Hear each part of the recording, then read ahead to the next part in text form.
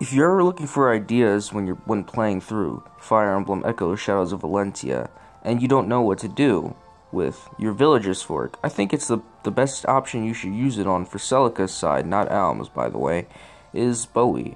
If you use Villager's Fork on Boey and make him into a mercenary, he'll actually be pretty good as a Myrmidon for his starting class.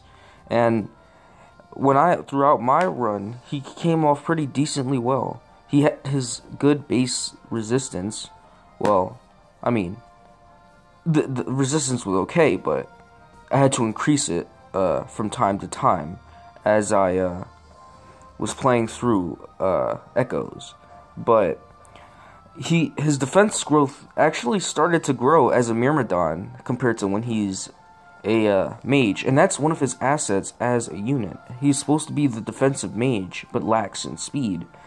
But as he was a Myrmidon on my file, he actually gained more defense and speed compared to when he did as a mage. So he became more useful as a Myrmidon than he did as a mage. And if you ever have a Villager's Fork on you and you can't decide who to use it for, choose Boey, because he's a hell of a lot better as a unit than he is in his base class. In his base class, you shouldn't even use him because he's shit.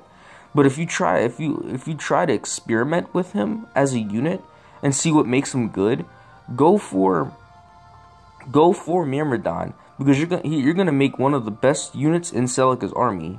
Maybe not as good as Jesse, because in my opinion, I think Jesse is the ideal Myrmidon compared to Saber and Kamui. But if you do, keep him by Celica's side and always use him throughout dungeons and chapters, because he's going to become a great unit. And I implore you just to use him as that class. He will do you a solid if you do so. Just make sure to boost some of the stats that he's not good at, such as luck, I guess, and resistance. Resistance, well, it's more important than luck, but resistance, I'd say, increase a little bit if you want to.